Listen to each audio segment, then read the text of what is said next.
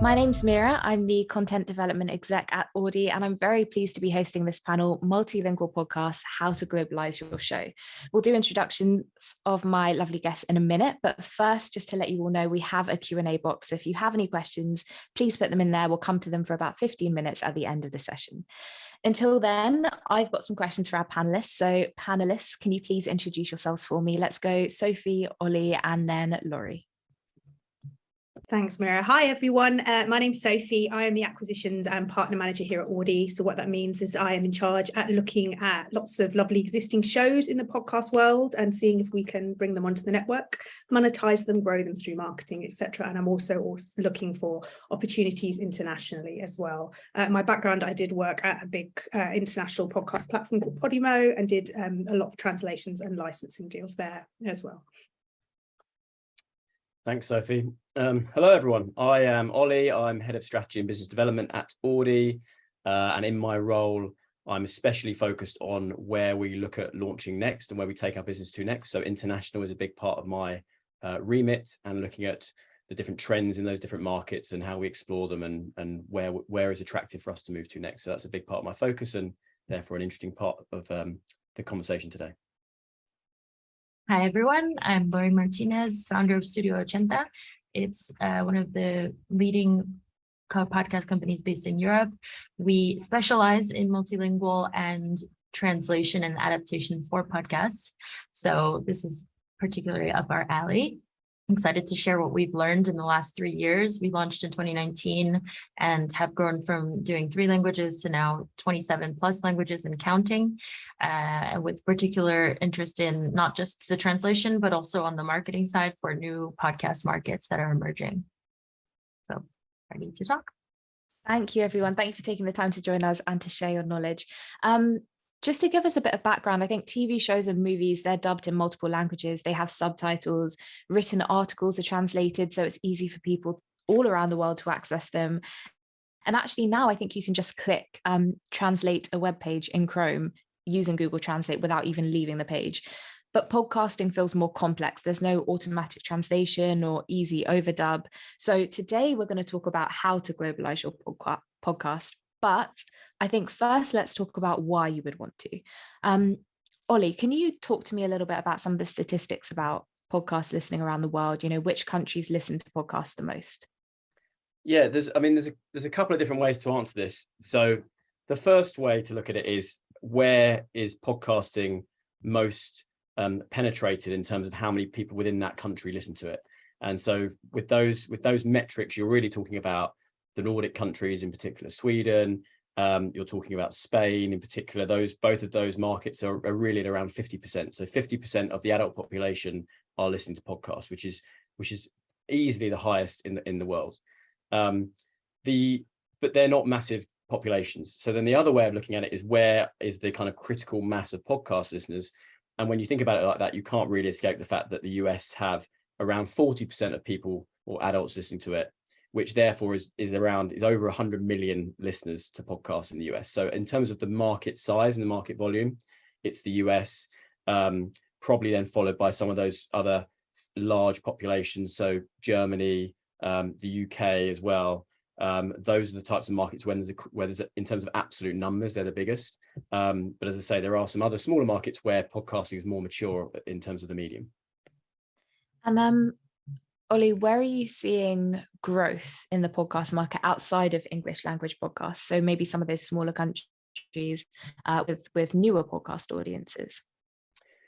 Yeah, I mean, I think there's definitely, it's probably easier to talk about it in terms of language. So the next big frontier, if you like, from my point of view, is Spanish. So Spanish language, you know, it's been slightly overlooked in the US, given the millions and millions of people in the US who have Spanish as a kind of first language.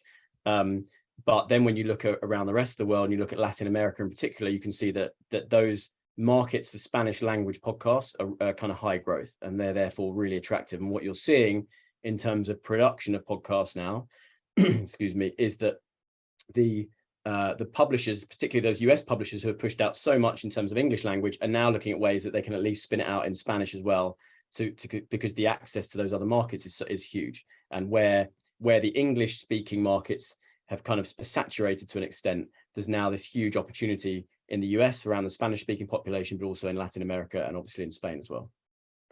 Thank you. And prior to this webinar, our audience will have received an email with a link to a video, which I encourage you to watch afterwards if you haven't watched already. It's from Corona, the brand, and it's called Native Sportscasters. And I think it conveys really, really well in an incredibly short amount of time, I think about 2 minutes, why people need multilingual audio and what a difference multilingual audio can make to communities. So check that out if you haven't checked it out already. Lory, there is clearly massive appeal for podcasts and stories outside of the English language, but from a business perspective, why would you want to expand your offering?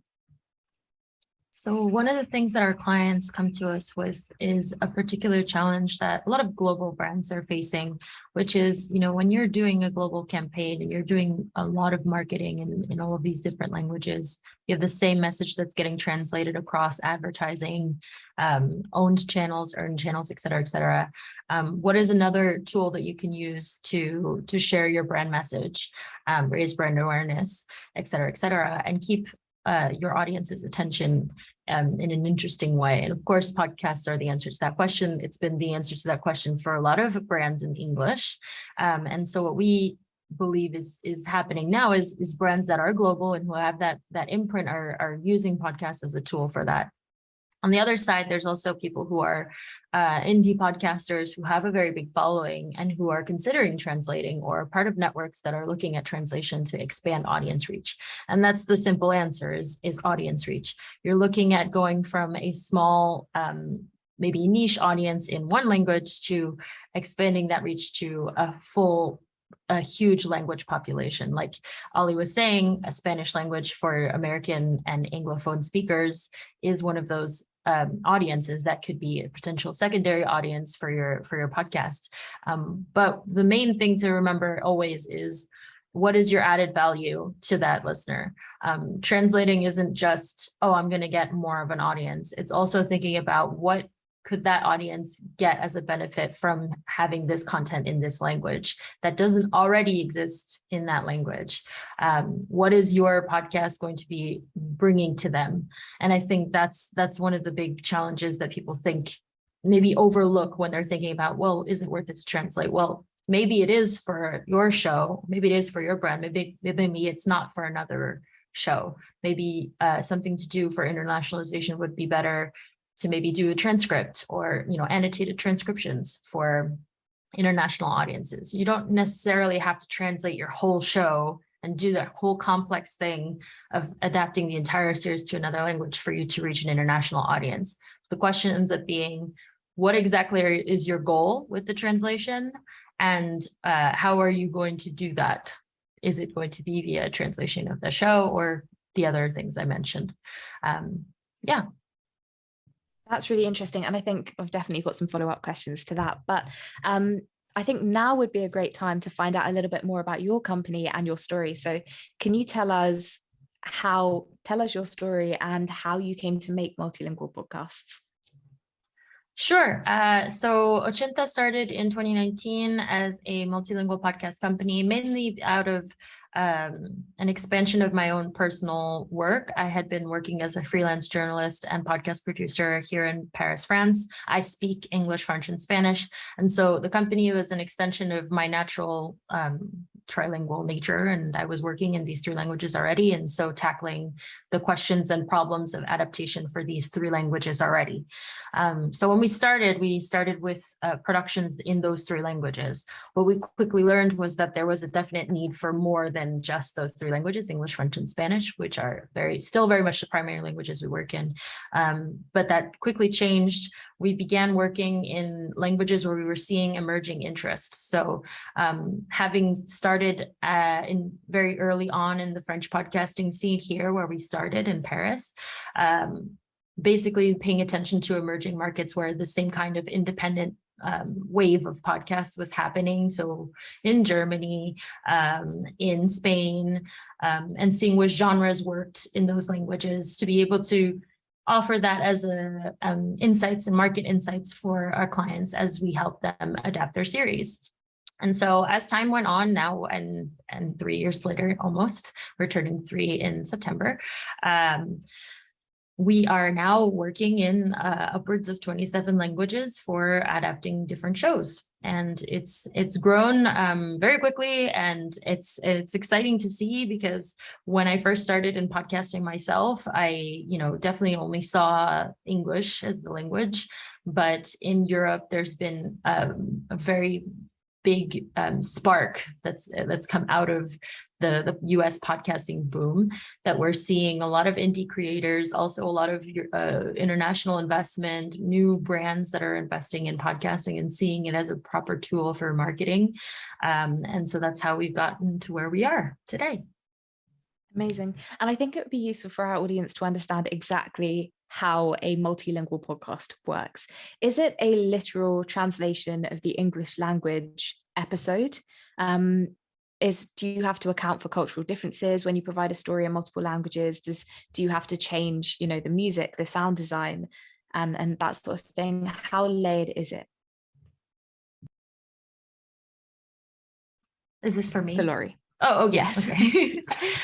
Sure. So it depends on the series. I think a lot of the time it's a question of what the original creator's message is and how willing you are to let the adaptation happen, because it needs to happen. So in any case, no matter what you're doing when you're translating, you're always going to have to make certain adaptation, certain tweaks to the storytelling. Maybe certain details need to be changed or explained differently, because your audience doesn't have the same context as your original audience. And so that's the thing to keep in mind. You're always looking at a different listener. Whenever you create your first podcast, you're always thinking about one listener, an ideal audience member. I think my listener is a mom with 2 kids who lives in the suburbs of Argentina. Fine. That is your first listener. But when you're adapting to your new language, you have to find out who the new listener is and really think about how you're making the content for them. So as you're translating to that new language, you also have to kind of keep that in mind and maybe make some adjustments, if you will, to that new listenership. Sometimes that could mean translating the series and then maybe changing the order of the storytelling. Maybe you want to put certain details first because that listening audience is more interested in certain details than others. Or they're used to a certain kind of journalism storytelling. For example, in French, you want to pay attention to the way that you're telling the story. It's not inverted pyramid style, it's a little different. Knowing that is also part of what we do when we're adapting things.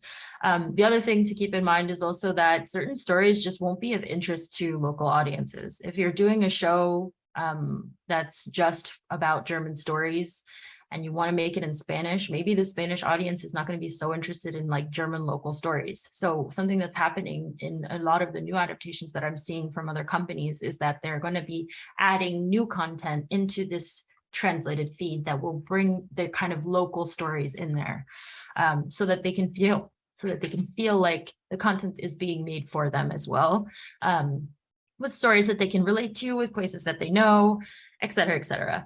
So that's a kind of blended adaptation, if you will. It's not just translating, it's also even creating, maybe sometimes going so far as to creating some new content to make sure that the feed does feel like it's for that local audience. But it really depends on your goals and also your budget, because, depends on how many episodes you're going to do, et cetera, et cetera. But yeah, that's it. Great, thank you. And Sophie, can you talk to me about how to learn enough about your audience to ensure that you're delivering the right content in the right languages? Yeah, of course. The obvious answer is data, and research. If you've already got an existing podcast that you're looking to translate, it's really important that you drill down into the data that your podcast platform gives you in terms of your audience. Have you got a large audience outside of your sort of English language base? Where are you seeing most of your downloads? Where are you seeing across socials and things? Are people talking about it? Is it being picked up in other countries? I think that's really important that people look to work with the data. And then outside of platforms, what's going on in podcast world? What are other platforms adapting? What are other audiences liking? Go into the charts of, you can go to Chartable and see the iTunes chart in Germany, in Spain, in Greece, wherever, and see what genres are really popping off there and what are really, really going. I think Lory made a beautiful point about localization as well, and knowing that, you know, some content will work really well in other countries but won't work in others. When I was working at Podimo, we particularly found that although true crime did fantastically well in Germany and the Nordics, wasn't really something that the Spanish loved and picked up on at the time. They were really into history and culture and chat podcasts. So it really helps to make sure that you do that research and identify those audiences first, because translation can end up not being very cheap, and you obviously don't want to spend your money and then find out it doesn't do what it needs to do. And Lory, you mentioned earlier that you need to know when it's worth it for an audience to adapt a show to another language instead of making just a translation, let's say a translated transcript. Can you talk to me about when it is worth it for an audience? I guess it's something that you ask yourself as a creator. Obviously, you have two different standpoints for people who are translating content. Either you're a brand that already has an existing thing, you're a network that has an existing audience, it's pretty big, et cetera, and you maybe have the funds to invest in a new series and experiment, if you will, in translation. That's a lot of the time what ends up happening. Or you're an indie producer that has statistics and you're seeing, oh, I have a lot of listeners in this country, maybe I should do something in this language. Both of them are coming from different budget points, obviously. So when it comes to the networks, the recommendation is to understand the statistics of audiences and whether it's worth it to do this in that language and whether they can properly market it in that language. And if they can do that with the budget that they have, then they should try to do it. Then in that case, the question is not whether it's worth it to do it, it's whether the benefits of learning from this experiment that we're going to be doing are actually going to help us move forward in our business goals within expanding into this language, et cetera, et cetera. It's a different kind of thinking. Whereas when an indie creator is looking at it, it's definitely a little bit more cumbersome because obviously cost is a big factor. When you're a creator, you don't necessarily have the funds to be doing marketing or translating something into a new language. So a lot of the time you might think, oh, multilingual is trendy, maybe I can translate this. How much does it actually cost? And then you look at the cost of it and it's monumental sometimes. So this can be a hindrance. But when you ask whether it's worth it to do, I think the thing that you also have to ask yourself as a creator is, you know, will the community actually benefit from it? So a lot of the time, what I'm seeing, at least in indie creators who are making this decision, it's a lot of them are immigrants who speak a second language already, are going to be taking on the translation themselves, are going to be producing it and communicating with their community that they already have. And it's more so creating an additional resource that they're already having in one language into another language. So I see a lot of nonprofit organizations doing this because they already communicate with people who are from, you know, a language speaking community that's not English. And so if you're already doing text and content in that translated language, why not add onto it and give them access to the podcast that you already have in English? That's something that would make a lot more sense, right? And in that case, yes, it's definitely worth it. The scale at which you do that is always going to be budget, right? So you can start off already by making your text accessible. Transcripts are very important because of what you said, the Google translation thing. If you can't translate your whole podcast, make a whole new voice, produce it in a different language. You can already just have a transcript available because somebody can translate it using Google Translate. The second thing would be to thinking about the next step. Okay, do I need to get a new host in this language? Should I work with an influencer who can help me get that community going to build the show in this new audience? And if you're able to do that, then yes. If you're able to host it in both languages, which is what we ended up doing at Ochenta for our indie version of this when we were first starting out for Mija Podcast, then we hosted in both languages, translated ourselves, and knowing our presence in each community, being able to leverage that for audience building. It was worth it for us because we knew that the story itself was universal and the content itself was adaptable. And I think that's the last thing that I'll leave you with for this question of whether it's worth it to do. I think it's, if you believe your message is global enough, universal enough, if you feel like it can already cross borders, it's an idea that has legs and it's not just in one country, this is something that people are dealing with around the world, then it is interesting to consider perhaps speaking to those people who might be interested in your story as well. Something that Sophie, something that Lory has mentioned a couple of times is budget. What are the costs of providing multilingual podcasts? What should people be aware of in terms of budget? I think not meaning to scare a lot of people off, but I think if it's done right, it's not always cheap, if that makes sense. I think to really get somebody in who understands the content that you have and how to translate it so it's localized and it makes sense to the audience that you're trying to reach is an incredible skill, and very time consuming. So I think people have to be aware that if they decide to dive into the multilingual language world, that they will have to have not a huge budget, but they will have to have a sizable amount to make it what it needs to be. Again, Lory touched on it as well. You could spend all your money making your English podcast into a Spanish podcast, put it out there, and then how does anybody know it exists? Do you have marketing contacts in that country? Are you going to redo the artwork? One thing we found was really important was we redid artwork for different countries, because different artworks have different effects on different pickup rates on platforms, all those kind of things. Are you going to engage with PR? Are you going to do some press? Are you going to partner with a network to get some press? So all these are extra kind of costs that can build up on top. We see a lot of people talk about just translating the podcast, but they're not thinking of the costs that roll on afterwards to actually push that. And it's such a shame if you spend so much money and time making such a beautiful adaptation or translation or localization to not put some spend behind you actually getting it out there and getting it to, like Lory said, the audience that need to hear it. And we spoke earlier and you mentioned that it's possible to trial translation before committing to a whole series. Can you tell me a little bit about that? Yeah, definitely. Like Lory said, there's two ways. You can do your transcript and you can see, and I think you can track now through Google who translates the transcript into what languages. I think there's a little add-on in Chrome to do that, so you can then see what language it's mainly been translated into. There is many ways in terms of you can look at doing very small mini series or spin-offs of your podcast, so it's not such a lengthy adaptation. There are ways to trial by even recently I saw a podcaster seek out a German podcaster to partner with and say, hi, I don't speak German, but I have a podcast that's basically the same kind of podcast you think it was a dating podcast. So shall we partner together and you can do some stuff in German and I'll do some stuff in English and we'll combine. So there's all those kind of elements that you can test out. And I think that's really interesting. I just think, and also the podcast community is just so open to it now. They love it and they love hearing new things and seeing new things. And audio is this just ever adapting format that I think when you start to go visually as well, it can start to rack up cost wise. But as long as you've got a microphone and the right people and the right talent and budget and skill to do it, then yeah, it can be just something great.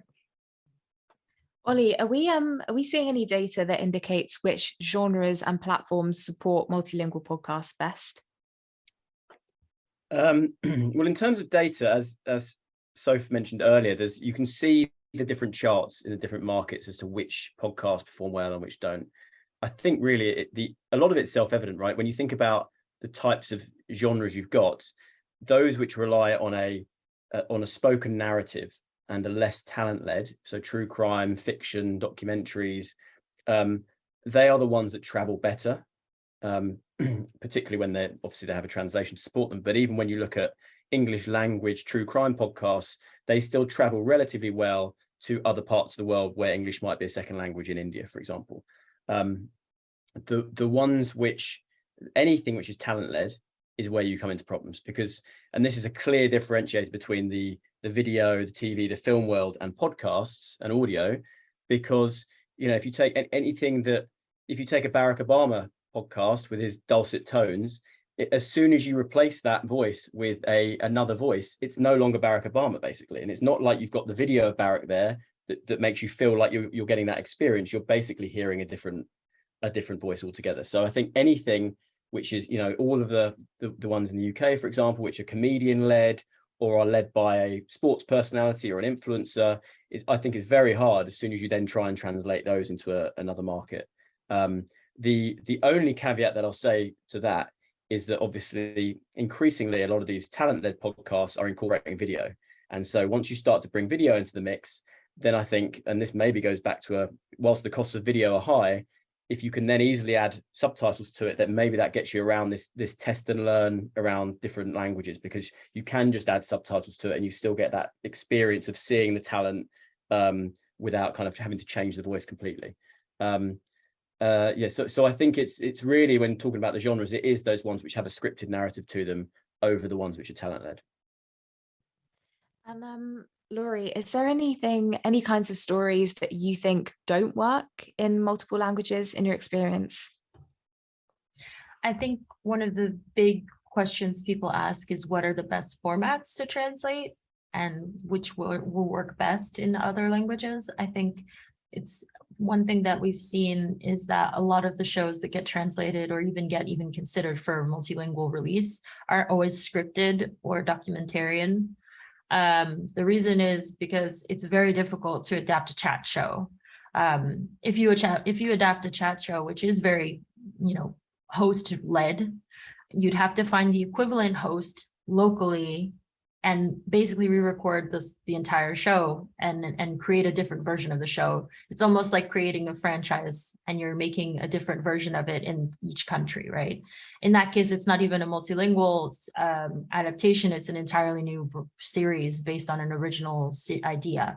And so we don't see as much of those. And so that's something that doesn't get made as often. I think as the multilingualism and the question of adapting and creating shows in multiple languages expands and grows, and we see companies like Wondery creating content in local languages, for example, in German, and turning it into English rather than English into German. When that starts to happen, we'll probably see some kind of a shift into this kind of open or more open format adaptations, which allow us to do not just scripted, but rather making actual franchised shows in other languages, which I think will be, maybe I wouldn't say that it will be the moment in which we reach market maturity and say like we have global podcasts are at their peak or something like that, but that will be a sign that shows that, we can make shows internationally in the same way we do with TV. Because at the moment, it's not a question for TV. You can make a show that is a fiction scripted podcast, but you can also make a game show and you can do the same exact thing with different contestants in a different country, and it's not a question.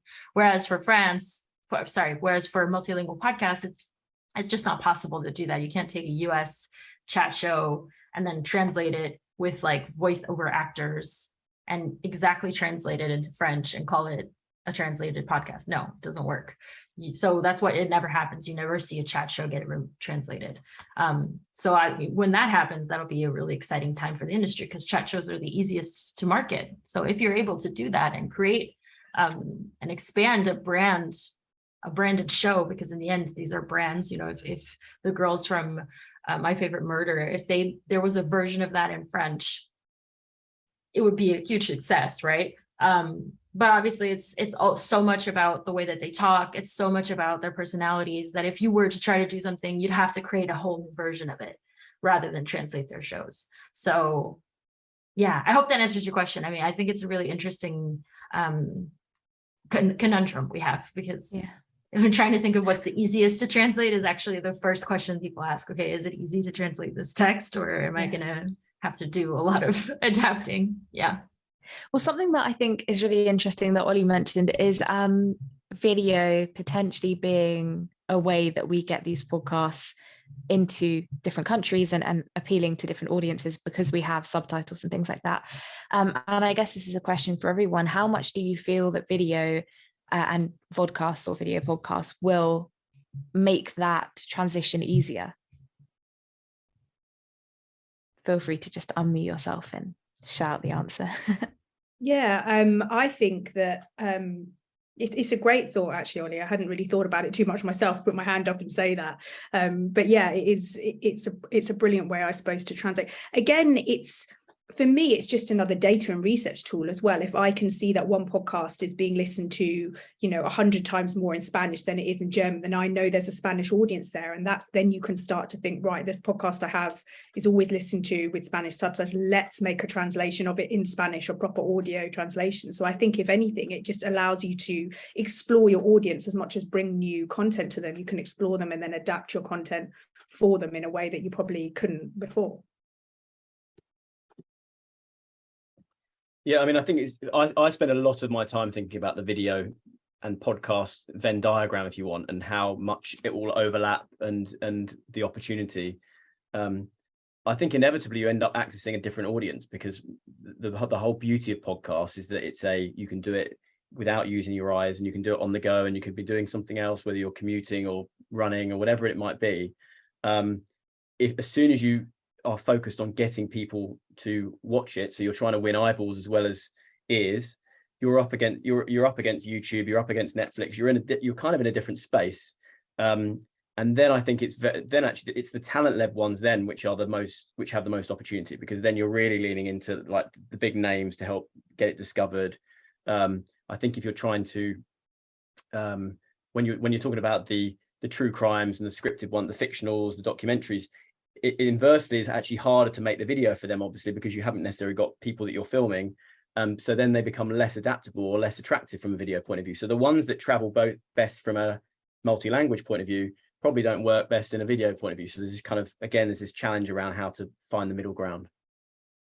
I'd like to add one factor that definitely a lot of creators should start thinking about is the prevalence of video on IG and TikTok. Because what I think will be an interesting intersection of where podcasts can play with video will be within platforms like that. Podcasts that perform well on these kinds of platforms are doing a mix. They're not just doing audiograms as we were taught to do in the past, as being, okay, an audio version with transcripts of your show. No, they're doing live shows, or they're pulling clips of just really, really short moments between hosts. Something that I've seen a lot is now that there's captions on TikTok, it's very easy for content to go global, right? A viral TikTok in the US, if it's translated, I mean, the best example is most recently there was a Spanish song, it was called The Latin Trend, that was trending on TikTok. And the translations of that were even more popular than the original posts that were in Spanish. So people would, in the English speaking world who spoke Spanish, would upload the translated English and they would put translation in it. And that video text taught millions of people how to say these phrases in this song.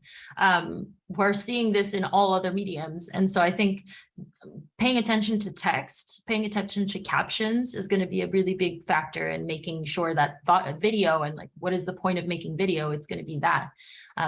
Because you're looking at people, you're looking at the audience experience and what they're using on other mediums like TikTok, like Instagram, and how they're paying attention to that. Let's see how we can apply it to podcasts, and indie creators are doing it really well now. So I think that's going to be something to pay attention to as well for multilingual. Thank you, everyone. And again, another question for you all.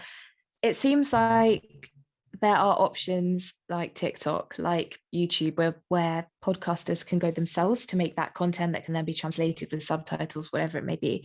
And those are great outlets for that. I wonder whether you can think of any ways within the apps that we have that are primarily for podcasting, for example, Spotify, Apple Podcasts, and so on. What resources do we need within those, or what resources are already there within those apps that you think could lead us to making podcasting more global, or certain shows more global? I can jump in with just a comment on Spotify specifically. They already have the Daily Drive set up to combine music and podcasts, which I think is really exciting. On the other hand, they have playlists that bring you international artists like Borderless. I think blending those two concepts could be a really good way of bringing in multilingual. Something that they're already doing is adapting their series into multiple languages even before they come out, which is an exciting thing to see. Multilingual releases is something that's going to be happening more and more on these platforms, and the fact that each market has its own marketing is going to be the thing that means that it has more impact. These platforms, a lot of the time, you could be testing it out. There's an experiment that's being done in whether or not a market will successfully, attach itself to the content. But the thing that means success, and what we saw with their most recent multilingual release of Batman Begins, for example, is the success of that show in all the markets was because they did marketing in each country. And the fact that they paid attention to what the local listener is looking at, they looked at the data for Daily Drive and things like that for those different countries. And they did a marketing plan that was international, and that made it a success. So I think marketing is going to be the big thing for making sure something is successful. And that's from like a network perspective.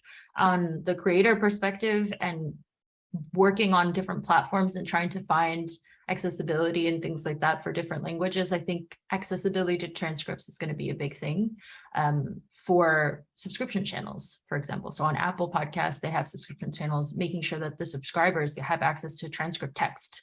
That can be something that can be the next step in creating more accessibility for multilingual, because there are people who listen to English podcasts in France, and there's a #1 podcast in fiction that is an English language podcast being listened to by a French person who's not a native speaker of that language and who could benefit from transcripts, which wouldn't be translated, but it would be, again, another way of making sure that person doesn't feel lost when they're listening. So I think it's like always thinking about the user experience, always thinking about the way that you're going to reach that listener in that local space. Yeah, I think I totally agree with what Lory said there. And I think Spotify is probably leading the way there, just because they have that platform that they can adapt and develop so quickly. Apple sits very much in its podcast audio world and doesn't really move at the moment. They might be doing something in the background.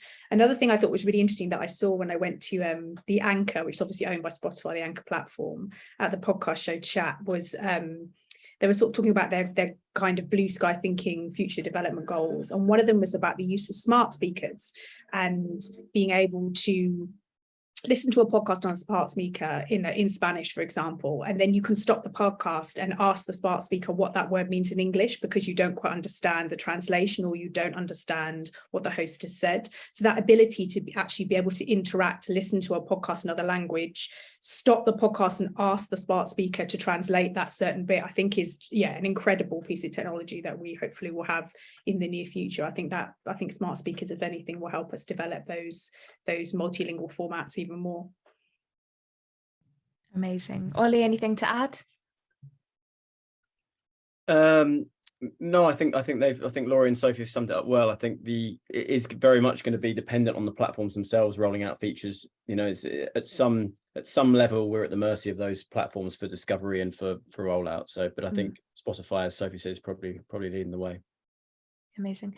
Is there anything that you all want to see these platforms that they haven't done already that you want to see them roll out? So Lory, you mentioned podcasters providing transcriptions in Apple subscriptions, for example.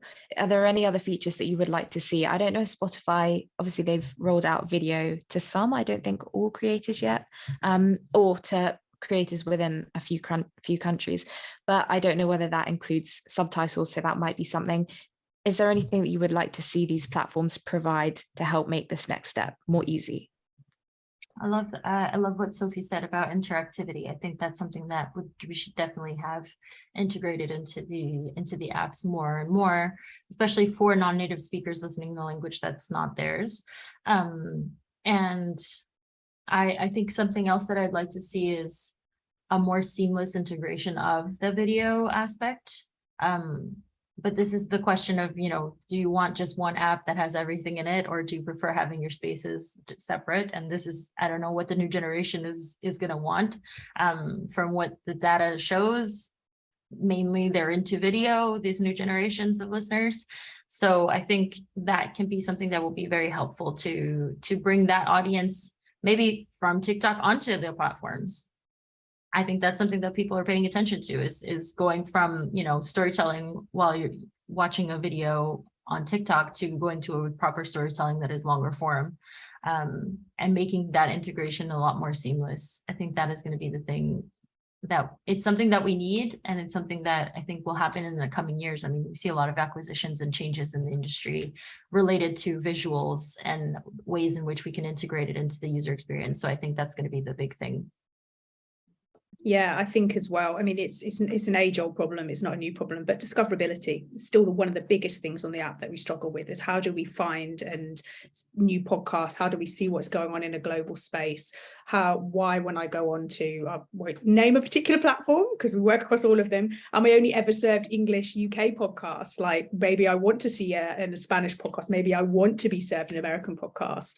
And I think that is something that I know the platforms are probably ever working on, but it's something that we seem to struggle with in podcast world a lot more than if you go on the Netflix app. I feel like when I go on Netflix on my phone, on my TV, I'm served a lot more that's personal to me, and I can see a lot more, and I can see like 16 shows on one page. Can't do that at the moment with the podcast app. So I felt like the discoverability is another thing I think I'd really like to see as well, because we're global. We all have friends all over the world who speak lots of different languages. I would love to go into a podcast and it say to me, hey, did you know this podcast is also available in Spanish and German? And I can be like, oh wow, that's amazing. I can tell my friend in Spain about it, so then we can chat about it together afterwards. I would love to be able to know that the podcasts that I listen to, whether I speak that language or not, are available in those languages, so I can tell people I know who do speak those languages, or is their native language, that they can listen and we can collaborate and chat about who's been murdered on the latest true crime podcast together. Yeah, and I would just echo what Sophie said around the Netflix analogy. It's the platforms pushing and making you aware of this other content. And the whole beauty of podcasts is the storytelling aspect, and there are all these stories across the world that would be just as relevant to people in different territories speaking different languages, but there probably isn't the funding there yet to make them into different languages, or the functionality there to provide subtitles to a video, and B, we're just not made aware of it. So I think, once you get to that stage, like Netflix are at, where you can have a drop down list of either subtitles or dubbing in all these different languages, and that is available for these stories that are being told, I think there will always be this slight gap between in the discoverability and the availability of it. I'd just like to add one last little thing, because what Sophie said just reminded me of this wonderful platform called Viki. If you're aware, it's like Netflix, but it's the Asian Netflix. It was before Netflix was Netflix, and it works with community translations and live watching dramas. So a lot of it is Korean dramas, Chinese dramas, et cetera, and it works very well with translations. So people who are listening in all these countries across Asia in different languages, they're watching the content subtitled and commenting in different languages multilingually. So the dream world and experience of us all listening across languages and experimenting and listening and enjoying content from all around the world, it exists already in the visual world, which means that one day it can happen for podcasting. So I hope that, and despite all the barriers and all of the things that we're talking about, budget, and we're talking about marketing issues, and we're talking all these things, we're at the very beginning of what can already happen and what has already happened in visual. So that's my dream, is that something like that can exist within the podcast world. And I think that if we do blend video and podcast in that way, it can work. Thank you. And Lory, what was the name of the website you're talking about? Viki content. Amazing, thank you. It's spelled V-I-K-I. Perfect. And I find that fascinating. Something that I would like to see, which I think Spotify kind of already do with their music, is you can, somewhere on the app, you're playing a song, you can tap it and the lyrics will come up and they will move as the song goes on. I don't see why we can't do that for podcasts. Obviously it would be slightly more complicated. Perhaps it could be like a community thing, so you can, depending on the region that you're in, you can change the language and suggest alternative translations to make it more relevant or accurate. But I think that could be something that's quite user-friendly that we could do to make audio more accessible. That being said, if you don't speak the language at all, you would just be reading the text while something you don't really understand is happening in your ears. So there are slight accessibility issues, I feel, if we still want to keep that storytelling and audio experience instead of turning it just into reading subtitles. But I do feel like there is potentially something there, and I'm quite excited to see what happens as technology evolves, how it can impact our audio experience, especially the smart speakers that Sophie was talking about. I think that's quite exciting. It is time for questions from the audience, and we have had a couple roll in. This one is for everybody. In terms of maximizing appeal for multilingual podcasts, how do you adjust your marketing tactics? I think it's a really good question, actually. I think the thing is again, I preach the gospel about, but it's research and seeing what works in those markets, and that's everything from the type of artwork on the top shows to what's coming up in the charts, those kind of things. I think it really helps if you have the budget to work locally with marketing in the country or the language that you're releasing. I think having local PR, local press, even local socials can be really, really valuable to you. And I think that's one of the best ways that you can adapt. Another thing is, people forget, is use your audience, your listeners. Ask them to say, I'm releasing this podcast in Spanish, please tweet, please share if you've got any Spanish friends. Like, don't forget to use your audience. If they love you and they support you and they're there, then they will help push out the podcast just as much as any kind of guerrilla marketing that you do. So I think that's really important as well. Thank you. Another question. Can you give us a podcast that you think is a great example of a multilingual podcast? It doesn't necessarily have to be a show that a big platform rolled out. It could be an indie podcast as well, for anybody. I'll give a slightly different example, but it's still multilingual, and I think it's a really good use of it. Is the Duolingo, some of the Duolingo podcasts where they incorporate, they tell a story, but they actually flip between two languages, and it's to help you learn, your second language or a language you're trying to learn. So, for example, if in my case, the French one, and you listen to a story that starts maybe in French, but then it flips to the next paragraph or the next part of the verse or script is done in English, so you never lose track of the storyline too much, because you've got some English in there, then it does a few sentences in French, then it comes back to English, and it's quite a nice way of kind of keeping up with the language in the background whilst listening to an engaging story. So I think it's well worth checking out the Duolingo ones. Great, thank you. Sophie, Lory, any suggestions? I worked across loads when I was at Podimo. So me and Lory did The Missing together, which was a podcast series. We translated the original UK series with Pandora sites talking about missing people. And because it was true crime, and particularly Scandinavia, Norway, and all those kind of Nordic countries love true crime, and Germany do as well, we translated it, and it did really well for Podimo. They really enjoyed it. We did a podcast with iHeart, actually, called The Women of Juarez, which was released on International Women's Day, which was all about these women that go missing in a particular part of Mexico, and nobody really knows about it. And that was a translation, but also a slight new content. So I think for the very last episode, for each territory that we translated it in, we looked at missing women within that country and what went on there and how it was looked at, and then the police force and how they investigated it and things. So there was an adaptation. But yeah, there's some great ones across. I know that Vice have done quite a lot as well in Spanish and English. They're documentary style ones, so they're brilliant. But yeah, there's lots of great ones.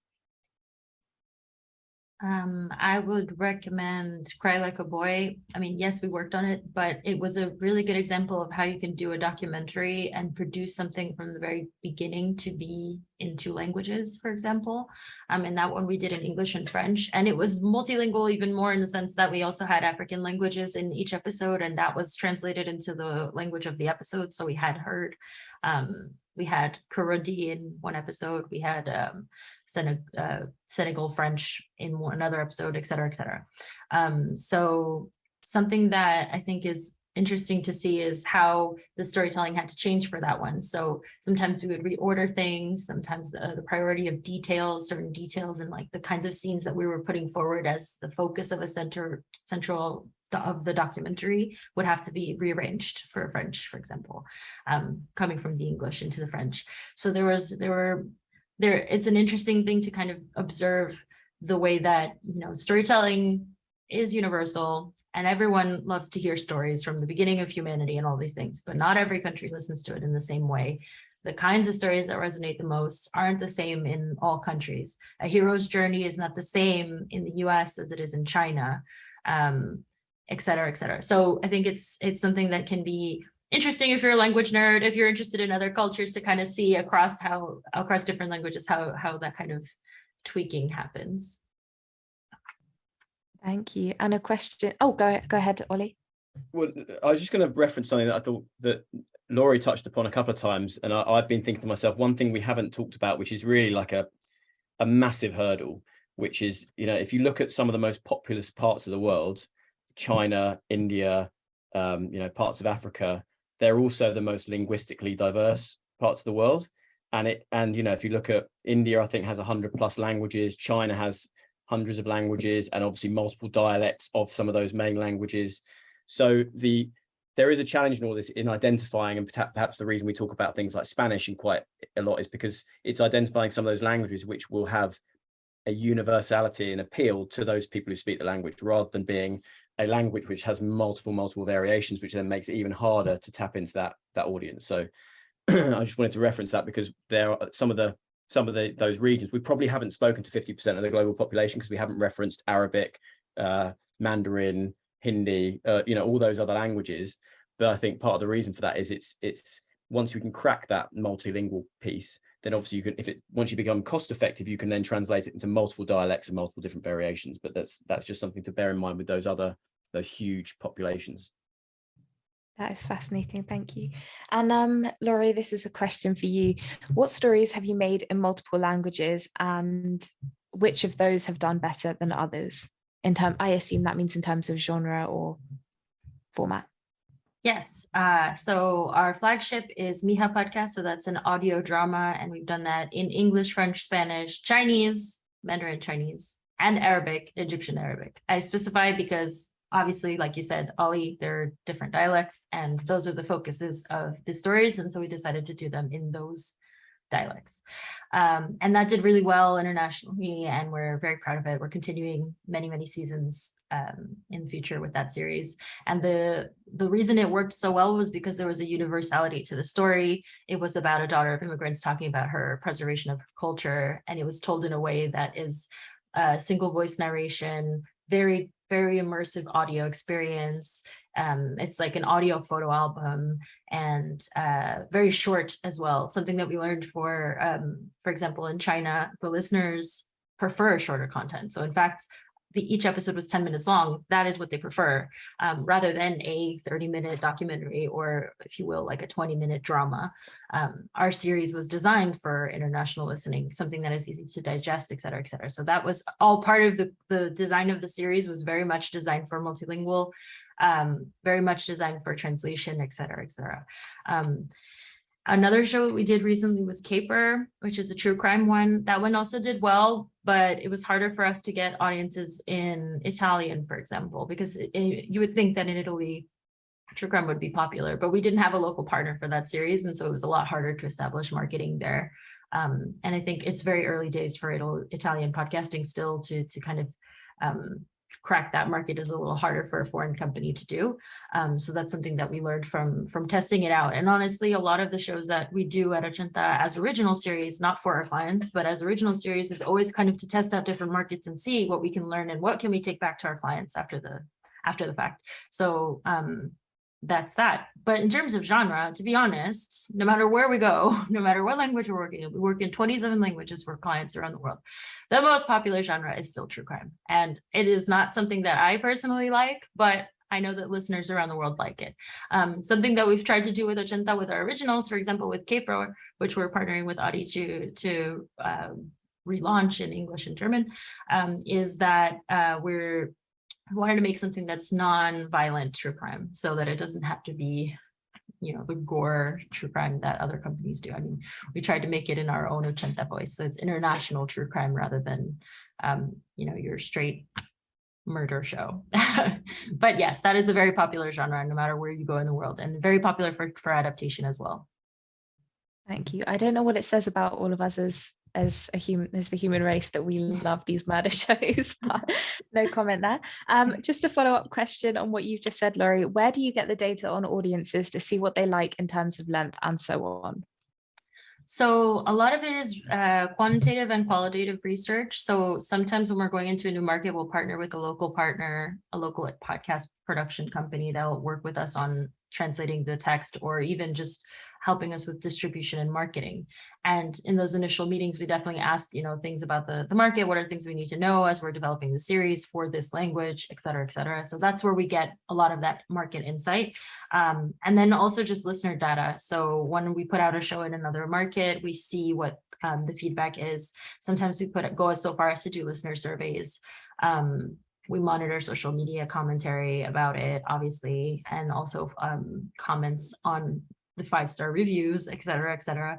I think it's so much fun to go through the Miha China feed and translate all of the Mandarin comments that we've received about that show.